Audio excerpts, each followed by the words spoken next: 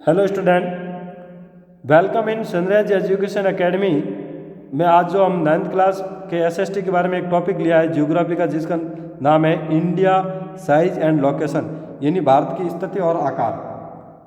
भारत के आकार और स्थिति, यानी भारत के आकार और स्थिति से जानने से पहले हमें लैटिट्यूड और लॉन्गिट्यूड के बारे में पता होना चाहिए कि लैटिट्यूड कहाँ से कहाँ तक होती है और लॉटिट्यूड कहाँ से कहाँ तक होती है।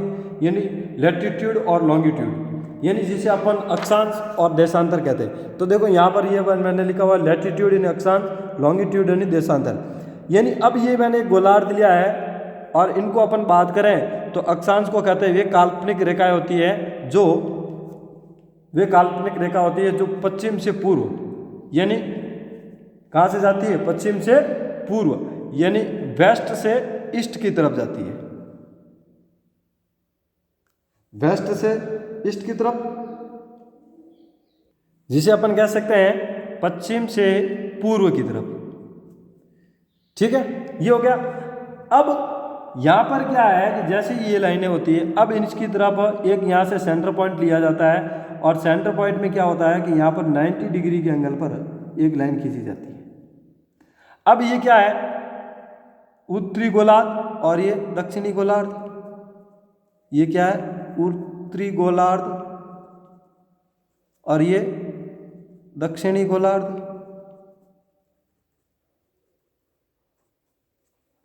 अब इन गोलार्ध में बात करें तो यहाँ पर एक एक डिग्री पर यहाँ पर एक लाइनें बनी हुई इस प्रकार से,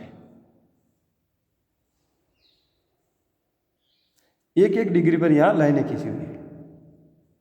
अब अगर बात करें तो ये जो लाइनें होती हैं, ठीक है नहीं, यानी नंबर ऑफ लैटिट्यूड।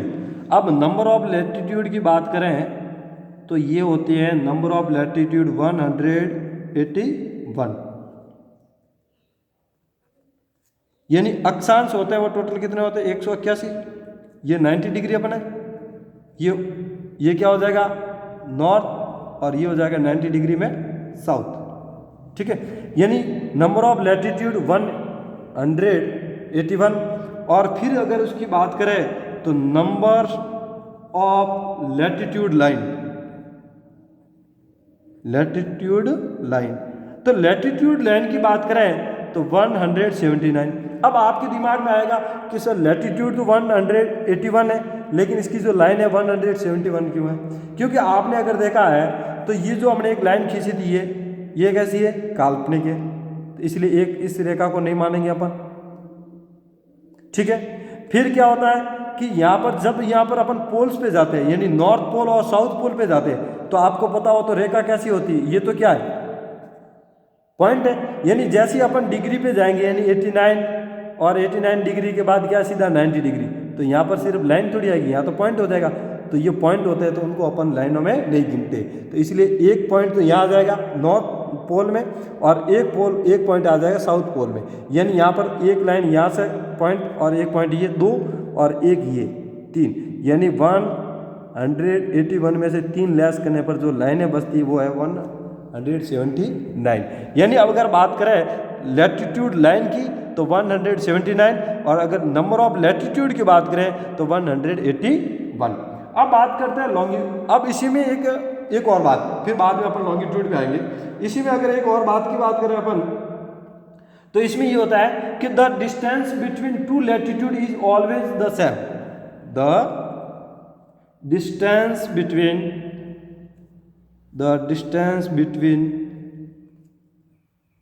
टू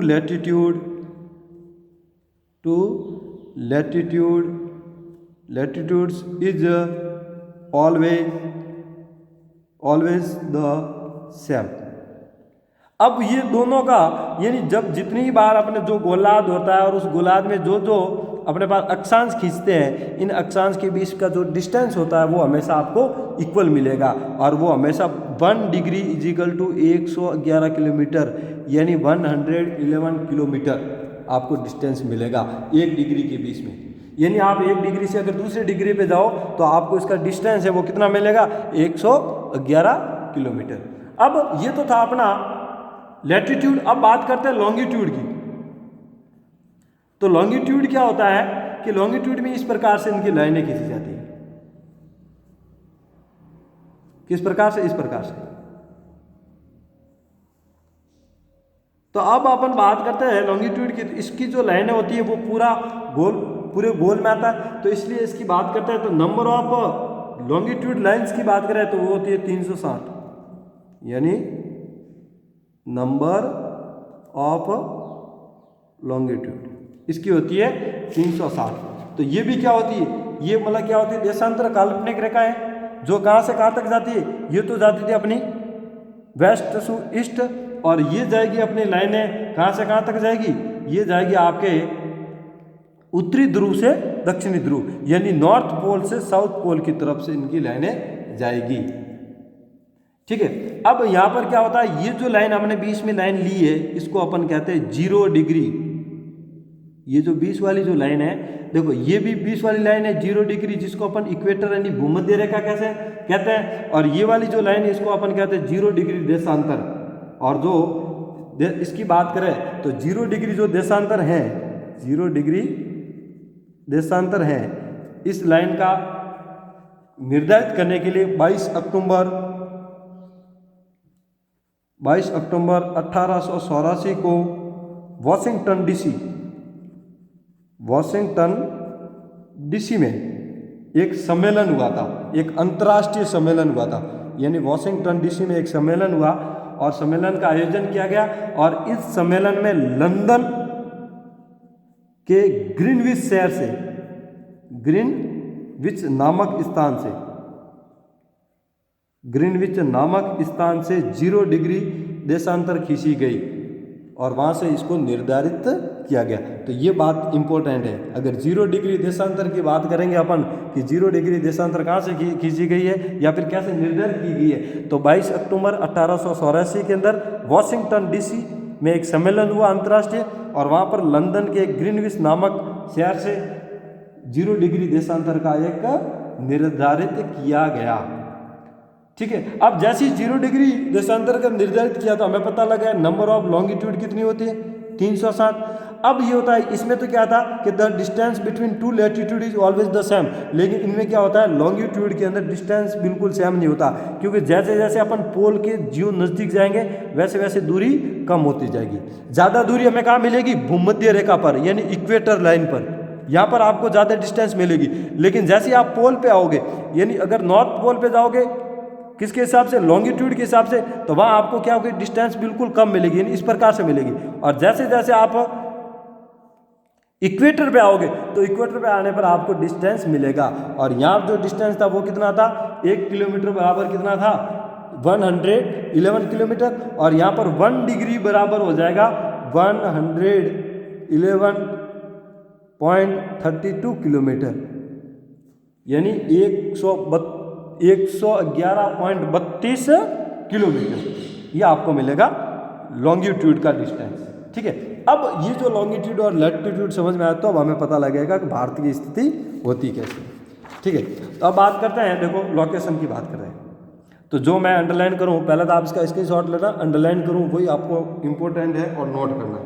ठीक है, तो देखो India is vast country lying entirely in the northern hemisphere. The main land extend between latitudes 8 degree 4 minute north and 37 degree 6 minute north, and longitude की बात करें तो 68 डिग्री 7 मिनट ईस्ट से लगाकर अपन बात करते हैं, एंड की बात करते हैं तो 97 डिग्री 25 मिनट ईस्ट की तरफ है।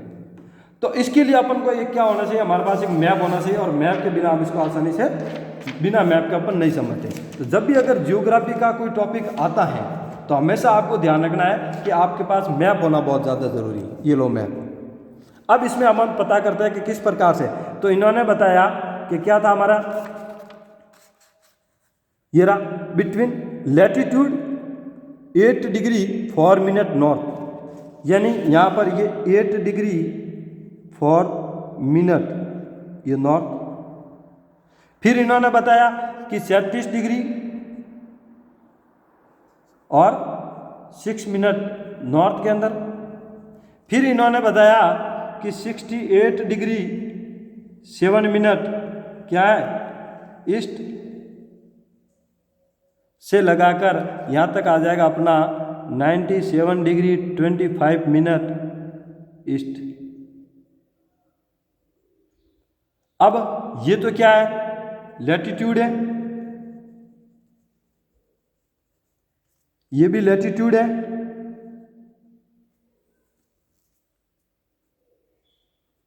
और ये जो है ईस्ट लॉन्गिट्यूड है, ये भी लॉन्गिट्यूड। यानी 8 डिग्री 4 मिनट उत्तरी अक्षांश से 37 डिग्री 6 मिनट उत्तरी अक्षांश तक, और यहाँ से बात करेंगे तो 68 डिग्री 7 मिनट पूर्वी देशांतर से 97 डिग्री 25 मिनट पूर्वी देशांतर तक भारत फैला हुआ है। अब इसकी अगर लंबाई की बात करें, ठीक है नहीं, यानी अगर इसकी लंबाई की बात करें तो इस प्रकार से इसकी लंबाई है। यानी यहाँ मैं अगर आपको बताऊं तो ये क्या है नॉर्थ, ये साउथ, ये ईस्ट और ये वेस्ट। अब ये नॉर्थ टू साउथ की लंबाई बात करें तो ये जो लंबाई होती है वो है 3214 किलोमीटर। कितने, ये लंबाई है अपनी 3214 किलोमीटर। और वेस्ट टू ईस्ट की लंबाई की बात करें तो ये है 2933 किलोमीटर, यानी 2933 किलोमीटर, और ये 3214 किलोमीटर इसकी लंबाई है पूरे भारत की क्षेत्रफल के देखें।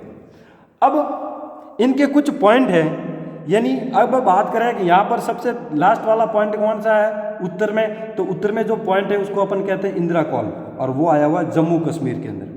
इसका नाम क्या है इंदिरा कॉल, कहाँ पर है जम्मू कश्मीर में। और अगर दक्षिणतम बिंदु की बात करें तो उसका नाम है कन्याकुमारी, या फिर आप उसे कैप कैमरोन भी कह सकते हैं। और कन्याकुमारी कहाँ पर आ रखा है तमिलनाडु में।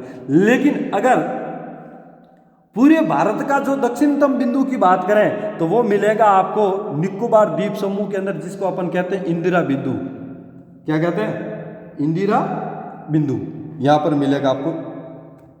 लेकिन वो 2004 के अंदर सुनामी आई, इसकी वजह वो सुनामी में क्या हो गया जलगमन हो गया, जलमंगन हो गया। ठीक है, तो यहाँ समझ गए यहाँ पर क्या है इंदिरा कॉल जम्मू कश्मीर के अंदर से लगाकर, यहाँ पर क्या आएगा आपका कन्याकुमारी तक। फिर यहाँ पर आएगा आपका पश्चिम में गौर माता सरक्रिक गुजरात से लगाकर यहाँ बिलोक किबाई टू अरुणाचल प्रदेश तक, ये रहेगा अपना विस्तार की बात। ठीक है, अब आपके दिमाग में यहाँ पर एक क्वेश्चन आता होगा कि सर अगर हम बात करें तो ये तो नॉर्थ है, ये साउथ है, ये ईस्ट है, ये वेस्ट है, लेकिन आपने यहाँ पर पूर्वी ईस्ट लॉन्गिट्यूड बताया, यहाँ पर ईस्ट लॉन्गिट्यूड है, यहाँ पर आपने नॉर्थ लैटिट्यूड बताया, और यहाँ पर भी आपने नॉर्थ लैटिट्यूड बताया। तो इसके लिए समझने के लिए आपको एक मैं आपको डायग्राम बताता हूँ, उसमें आप समझना। ठीक है, जिसे आपको समझ में आ जाएगा। ये क्या है, एक गोलार्ध है। ठीक है, अब इस गोलार्ध के एक सेंटर में एक लाइन खींची जिसे अपन कहते हैं इक्वेटर, भूमध्य रेखा। क्या कहते हैं भूमध्य रेखा। अब इसको आपने 0 डिग्री दे दिया। अब इसी 0 डिग्री के ऊपर जस्ट एक और लाइन जाती है जिसे अपन कहते हैं 23 डिग्री 23.5 डिग्री। ठीक है, एक लाइन है, क्या लाइन है 23.5 डिग्री, जिसको अपन द ट्रॉपिक और कैंसर के नाम से जानते हैं, द ट्रॉपिक ऑफ कैंसर, जिसे अपन क्या कह सकते हैं कर्क रेखा। अब आपको पता हो तो यहाँ पर ये भी काल्पनिक रेखा है। अब इसके 20 हमने एक और लाइन खींची थी 0 डिग्री देशांतर के अंदर, वे भी काल्पनिक रेखा है, जो कब उसको बनाया गया था, कब निर्धारित किया गया था 22 अक्टूबर 1884 को वॉशिंगटन डीसी में। ठीक है, अब ये निर्धारित किया गया। अब जो भारत की अपन स्थिति देखते हैं, ठीक है नहीं, तो अगर मान लो अपन उत्तरी गोलार्ध और दक्षिणी गोलार्ध में अगर भारत की स्थिति देखें तो भारत की स्थिति आपको मिलेगी उत्तरी गोलार्ध के अंदर।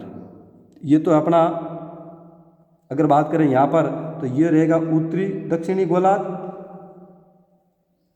दक्षिणी गोलार्ध, और यहाँ पर रह जाएगा आपका उत्तरी गोलार्ध।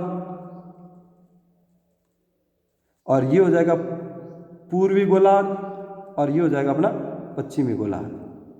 अब अगर भारत की स्थिति की बात करें तो भारत की स्थिति यहाँ है,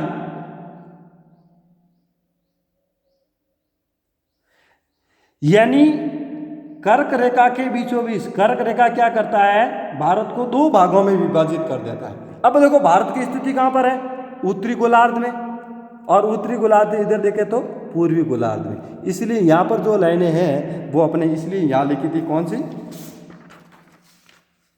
नॉर्थ पोल नॉर्थ, और ये ईस्ट और ईस्ट, यानी भारत की स्थिति यहाँ ईस्ट से ईस्ट और नॉर्थ से नॉर्थ ही है। इसलिए हमने ये बताया था आपको, कौन सा, ये वाला। ठीक है, अब समझ में आ गया। अब बात करते हैं, ये तो हो गया अपने, तो ये आप डायग्राम बना देना आराम से। अब बात करते हैं the Tropic of Cancer 30 degree 23 degree 30 minute north divided the country into almost 2 equal parts. To the southeast and southwest of mainland lie the Andaman and Nicobar Island, the Lakshadweep. अब ये जो 23.5 डिग्री है, यानी 23 degree 30 minute, यानी यहाँ से start होती है और ये भारत को दो भागों में विभाजित करती है पूरी। कितने भागों में विभाजित करती है, दो भागों में। इसको अपन कहते हैं 23 डिग्री 30 मिनट, और इसको कहते हैं अपन, क्या नाम देंगे इसका, क्या नाम है इसका, अभी जस्ट मैंने आपको बताया है, द ट्रॉपिक ऑफ कैंसर, या फिर आप इसे दूसरे नाम कह सकते हैं कर्क रेखा, कर्क रेखा। अब ये कर्क रेखा की बात करें तो कर्क रेखा भारत से 8 राज्यों से होकर गुजरती है। कितने राज्यों से, 8 राज्यों से। ध्यान से सुनना, कर्क रेखा गुजरात से निकलती है, फिर राजस्थान, और राजस्थान के 2 जिला बांसवाड़ा और डूंगरपुर, फिर उसके बाद मध्य प्रदेश, छत्तीसगढ़, झारखंड, पश्चिम बंगाल, त्रिपुरा और मिजोरम, ये टोटल 8 राज्यों से गुजरती है। एक बार वापस यहाँ लिख देता हूँ मैं, गुजरात, राजस्थान, एमपी, छत्तीसगढ़, ठीक है, झारखंड, वेस्ट बंगाल, और फिर उसके बाद त्रिपुरा, और फिर उसके बाद मिजोरम। कितने राज्यों से होकर गुजरती है, पूरे के पूरे 8 राज्यों से। 1 2 3 4 5 6 7 और 8 राज्यों से होकर अपने द ट्रॉपिक ऑफ कैंसर यानी कर्क रेखा गुजरती है। ठीक है, अब बात करते हैं साइज की। ये तो था आपका लोकेशन। अब इसकी साइज की बात करें तो साइज में लिखा हुआ है, the land mass of India has an area of 32,87,263 square kilometre, यानी 32,87,263 वर्ग किलोमीटर पूरा भारत का क्या है, क्षेत्रफल। ये आप लाइन अंडरलाइन कर लेना। ठीक है, तो India's total area accounts for about 2.4% of the total geographical area of the world, यानी भारत जो विश्व के कुल भौगोलिक क्षेत्र का 2.4%, कितना, 2.4% है, फैला हुआ है। अब India is the 7th largest country of the world, यानी अगर क्षेत्रफल दृष्टि से देखा जाए तो भारत पूरे विश्व में 7वां स्थान है। भारत का कितना है, 7th largest country of the world. किसके हिसाब से, physical area, sorry geographical area के हिसाब से ये 7वां स्थान है इनका। अब 7 स्थान से पहले कौन है, और तो पहले नंबर पे आता है रूस, फिर Canada, China, United state of America, Brazil, Australia, और 7वें नंबर पे है इंडिया। ठीक है, अब उनकी सीमाओं का निर्धारित करते हैं। लेंथ की बात करें तो यहाँ लिखा हुआ है टेरिटोरियल बाउंड्रीज लेंथ, यानी जिसको अपन अगर हिंदी में बात करें तो स्थलीय सीमा, अगर स्थलीय सीमा है तो वो कितनी है अपने 50,200 किलोमीटर। और लेंथ ऑफ मॉरिटाइम बाउंड्रीज यानी समुद्रीय तो वो है अपनी 6100 किलोमीटर। लेकिन इसमें यह कह रहा है कि टोटल मॉरिटाइम बाउंड्री इंक्लूड इजलैंड यानी इसके अंदर लक्षद्वीप, अंडमान निकोबार द्वीप को भी अगर शामिल करें तो 7,516.16 किलोमीटर इसकी लेंथ है। और टोटल बाउंड्रीज है वो कितनी है टोटल अपनी 22,716.6 kilometre.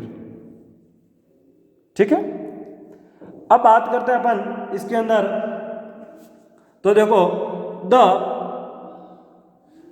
22 degree 30 minute east longitude lines has been considered the standard time line of India, यानी 22.5 डिग्री 30 मिनट को भारत का मानक समय लाइन कहा गया है इसको, इंडिया की मानक समय। यानी यहाँ से क्या होता है, भारत का समय निर्धारित किया जाता है इस लाइन से 82 डिग्री यानी 82 डिग्री 30 मिनट से।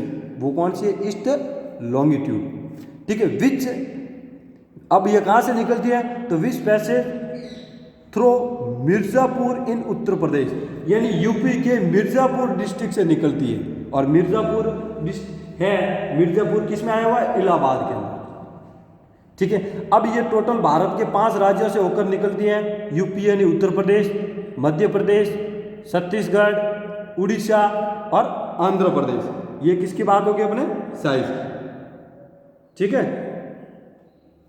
अब देखते हैं तो यहाँ पर देखो अपन कि वो 82.5 डिग्री कहाँ से निकलती है, वो यहाँ से होते हुए निकलती है। ठीक है, यानी 82 डिग्री 30 मिनट ये कहाँ से निकलती है, मिर्ज़ापुर उत्तर प्रदेश यूपी से। ठीक है, अब इनकी बात करें तो ये इनका निर्धारित किया गया। तो ये निर्धारित क्यों किया गया, क्योंकि यहाँ पर जो हुआ था, तो बात करें अपन कि ये 82.5 डिग्री क्यों, तो ये कह रहा है कि जब अपन यहाँ से यहाँ यानी गुजरात से अरुणाचल प्रदेश में अगर बात करें समय की, तो गुजरात से अरुणाचल प्रदेश के स्थानीय समय में 2 घंटे का अंतर है। कितने, 2 आवर्स का अंतर। अब ये समझने के लिए अपने पृथ्वी की घूर्णन क्रिया यानी घूर्णन गतियों के बारे में समझना पड़ेगा, तभी हमें पता लगेगा। क्योंकि यहाँ पर बताया गया है कि जब 1 डिग्री पे जाते हैं तो यहाँ पर कुछ अपने किलोमीटर का फर्क पड़ जाता है, हमेशा 15 मिनट की बढ़ोतरी होती है। 1 डिग्री बराबर 15 मिनट। जैसे अगले डिग्री पे जाओगे तो आपके 30 मिनट, यानी पर 4 डिग्री पे जाते हो तो 1 घंटा आप आगे या पीछे हो जाओगे। ठीक है, अब the India and the world. अब बात करते हैं भारत और विश्व की। भारत और विश्व की बात करें तो आपको पता हो तो the Indian landmass has a central location between the east and the west Asia. India is a southward extension of the Asia. ठीक है, कंटिन्यू यानी एशिया महाद्वीप के अंदर स्थित है। बात करें यहाँ पर तो ये भारत है वो बराबर सेंटर में आ रखा है, और कौन से महाद्वीप के अंदर, एशिया महाद्वीप के अंदर स्थित है। कहाँ पर, एशिया महाद्वीप के अंदर स्थित है अपने। ठीक है, अब ये जब एशिया महाद्वीप में स्थित है तो the trans India ocean route which comments the country of East Asia provide a strategic central location to India. यानी यहाँ पर ये कह रहा है कि भारत जो है, भारत क्या है, मध्य में स्थित है, और भारत का जो भूभाग है वो एशिया महाद्वीप का दक्षिणी विस्तार है। भारत का जो भूभाग है वो एशिया महाद्वीप में है, और एशिया महाद्वीप में उसका कौन सा विस्तार है, दक्षिणी विस्तार है। ठीक है, कौन सा, साउथर्न एक्सटेंशन है। अब दक्षिणी विस्तार है। ठीक है, और हिंद महासागर जो पश्चिम में यूरोप के देश जो एशियन जो हिंद महासागर है, ठीक है, वो कहाँ पर है, अपने पश्चिमी कंट्रीज।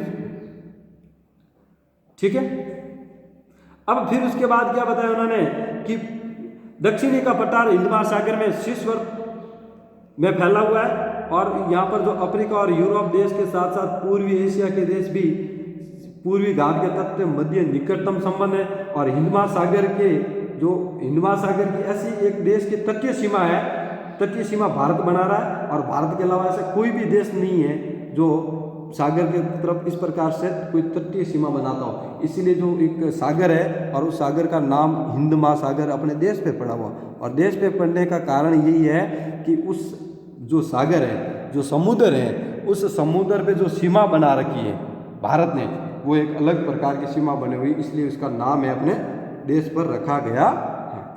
अब बात करते हैं, तो ये देखो नोट वाली बात है। Since the opening of the Suez channel in 1869 India's distance from Europe has been reduce by 7000 kilometre. यानी एशिया महाद्वीप है और एशिया महाद्वीप से पहले यहाँ पर एक यूरोप महाद्वीप है और यूरोप महाद्वीप के बीच में एक स्वेज नहर का निर्माण किया गया। और स्वेज नहर का निर्माण इसलिए किया गया कि इंडिया के दक्षिण में यानी यहाँ पर मसाले उत्पादन किए जाते हैं। और पहले के टाइम जब वो आया था वास्को डी गामा भारत, तब यहाँ पर मसाले उत्पादन किए जाते थे। तब पूरा समुद्र पार करके यहाँ आया था घूमते हुए। और अब जैसे ये स्वेज नहर का निर्माण हुआ, कब हुआ? 1869 के अंदर, तब जाके इसमें टोटल का डिस्टेंस आ गया, अपना डिस्टेंस में कितना रिड्यूस हो गया, 7000 किलोमीटर का डिफरेंट आ गया। ठीक है, अब आता है भारत और भारत के पड़ोसी देश। तो भारत के पड़ोसी देश की बात करें तो India occupies an important strategic position in south Asia. यानी भारत की एक मजबूत स्थिति है इसमें, या भारत की एक महत्वपूर्ण स्थान है दक्षिणी एशिया में। और अगर भारत की दक्षिण एशिया में स्थान महत्वपूर्ण है तो भारत में India has 28 states and 9 union territorial state, यानी केंद्र शासित प्रदेश। अब जो भारत के अंदर 9 केंद्र शासित प्रदेश है, उनमें से 2 तो केंद्र शासित प्रदेश अब बने, जिसका नाम है जम्मू कश्मीर एंड लद्दाख। बाकी 8 है, वो अब आगे देखते हैं कौन कौन से अपने। ठीक है, तो देखो पहला कौन सा है? अंडमान एंड निकोबार आइलैंड, अंडमान निकोबार द्वीप समूह। चंडीगढ़ जो हरियाणा और पंजाब की राजधानी है। Dadra and Nagar Haveli, Daman and Diu, Delhi जो भारत की राजधानी है। जम्मू एंड कश्मीर जो अभी प्रेजेंट टाइम में जो जम्मू कश्मीर जो धारा लगी हुई थी वो हटाने के बाद इनको केंद्र शासित प्रदेश घोषित कर दिया गया, जम्मू एंड कश्मीर। और एक लक्षद्वीप और दूसरा है लद्दाख, इन दोनों को अभी वर्तमान में घोषित किया गया है। अब आपके लिए होमवर्क में रहेगा कि इन दोनों को कब घोषित किया गया है, जम्मू एंड कश्मीर को और लद्दाख को कब केंद्र शासित प्रदेश बनाया गया है, इसकी डेट वो आपको लिख के लानी है। ठीक है, और फिर आती है पंडुचेरी। अब ये तो हो गया अपने किसकी बात? भारत की। अब इनके भारत के कुछ पड़ोसी देश है, तो मैंने आपको बताया ना कि इसमें अपन को एक चीज़ तो पक्की याद लेनी है और वो अपने नोट, मतलब अपना मैप बहुत होना जरूरी है। अब भारत की पड़ोसी देश की बात करें तो यहाँ पर क्या है? चीन, ये नेपाल, ये भूटान, ये बांग्लादेश, और यहाँ पर है म्यांमार, ये वाला म्यांमार, ये श्रीलंका, ठीक है, ये पाकिस्तान, और यहाँ पर है वो अफगानिस्तान, ये वाला ऊपर वाला अफगानिस्तान। ये है लक्षद्वीप, और ये अंडमान निकोबार। अब अगर बात करें पड़ोसी देशों की तो भारत की जो सबसे लंबी सीमा है, ये वाला भारत की अगर सबसे लंबी सीमा है तो वो बांग्लादेश के साथ बनाता है। किसके साथ? बांग्लादेश के साथ। और वो टोटल सीमा बनती है 4096.7 किलोमीटर। ठीक है, आप मैप ले आना और ये उतार देना। फिर बात करते हैं सेकंड जो सीमा बनाती है वो यहाँ से स्टार्ट होता है, फिर यहाँ से लगाकर यहाँ तक, फिर यहाँ पर नेपाल की आ जाएगी, फिर वापस ये चीन की, फिर भूटान, और फिर अरुणाचल प्रदेश में यहाँ तक अपने चलती है, वो है चीन की। और ये सीमा बनती है अपने 3488 किलोमीटर। फिर सेकंड नंबर पे बनाता है अपने पाकिस्तान की सीमा, यहाँ से स्टार्ट होती है भारत, और ये जाते अपने टोटल सीधा से कच्छ, जो गुजरात का कच्छ और रण यहाँ तक। और ये जो सीमा बनती है 3323 किलोमीटर, यानी 3323 किलोमीटर। फिर उसके बाद किसकी बनेगी? नेपाल की। ये नेपाल की सीमा बन रही है टोटल, और जो नेपाल की जो सीमा बन रही है वो है 1751 किलोमीटर, ठीक है। और नेपाल के बाद बनती है म्यांमार की, ये रहा म्यांमार, और जो होती है कितनी 1600 किलोमीटर, यानी 1600 किलोमीटर। और म्यांमार के बाद बनती है भूटान की, और जो भूटान की बनती है वो कितनी है 600 किलोमीटर। और फिर बनती है यहाँ पर अफगानिस्तान की मात्र इतनी, जो है 80 किलोमीटर।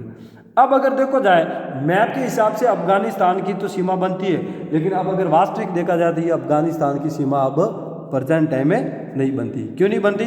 क्या कोई ये वाला एरिया है वो POK है, POK, पाक अधिकृत क्षेत्र, और ये होता है यहाँ पर LOC, ठीक है ना, इस प्रकार से। तो अब वास्तविक स्थिति से तो भारत की सीमा अफगानिस्तान से डायरेक्ट नहीं लगती, लेकिन भौगोलिक दृष्टि से ये सीमा भारत से लगती है, ठीक है। अब ये जो श्रीलंका है, यहाँ पर जो श्रीलंका वाली बात करें अपन, तो श्रीलंका में क्या है कि यहाँ पर एक दो चीज़ आपको एक इम्पोर्टेंट है, वो आपको देखनी है कि श्रीलंका में ऐसा क्या है जो अपने यहाँ देखते हैं। अब श्रीलंका में क्या है कि यहाँ पर एक जल संधि बनी है जो भारत और श्रीलंका को अलग करते हैं, उसका नाम है पाक जल संधि, पाक जल संधि, आपको नोट्स में मिल जाएंगे इंग्लिश में लिखे। फिर यहाँ पर एक और, यहाँ इन दोनों के बीच में एक खाड़ी है जिसका नाम है मन्नार की खाड़ी, मन्नार की खाड़ी। मन्नार की खाड़ी और पाक जल संधि, ये दोनों भारत और श्रीलंका को अलग करते हैं। अब आपको पता हो तो यहाँ से एक पुल बना हुआ है जो रामेश्वर धाम से श्रीलंका जाता है, जिसे अपन पवन द्वीप पर बना हुआ है, और जिसे अपन धनुषकोटी, कौन से गांव है धनुषकोटी के अंदर, जिसे हम आदम पुल के भी नाम से जानते हैं, उसको किसके नाम से जानेंगे? आदम पुल, ठीक है। अब पढ़ते हैं। अब इसमें आपको जो सबसे बड़ी चीज़ पढ़ने योग्य वो ये है कि दो ऐसे कंट्रीज़ हैं अपने भारत में, यहाँ लिखा हुआ है कि दो ऐसी कंट्रीज़ हैं जो समुद्री सीमाओं से मिलकर बनती है, एक तो श्रीलंका और एक म्यांमार, ये दोनों समुद्री सीमाओं से मिलती। बाकी जो सीमाएं हैं वो सभी स्थलीय बन रही है। तो इसके अंदर अगर बात करें तो देखो, India shares it's land boundaries with Pakistan and Afghanistan in the north east. ये पाकिस्तान और ये अफगानिस्तान, ये भारत के कौन से इलाके में है? यहाँ पर नॉर्थ, और ये ईस्ट, यानी नॉर्थ ईस्ट में है। अब बात करते हैं चीन, नेपाल और भूटान, तो ये भारत के कौन से में है? नॉर्थ, ये तो हो गया अपना नॉर्थ वेस्ट, और ये हो जाएगा नॉर्थ ईस्ट, ठीक है। ये China, Nepal and Bhutan in the north west east में हो जाए, और ये जो अफगानिस्तान और पाकिस्तान है ये नॉर्थ किस में आ जाएगा? वेस्ट में, ठीक है।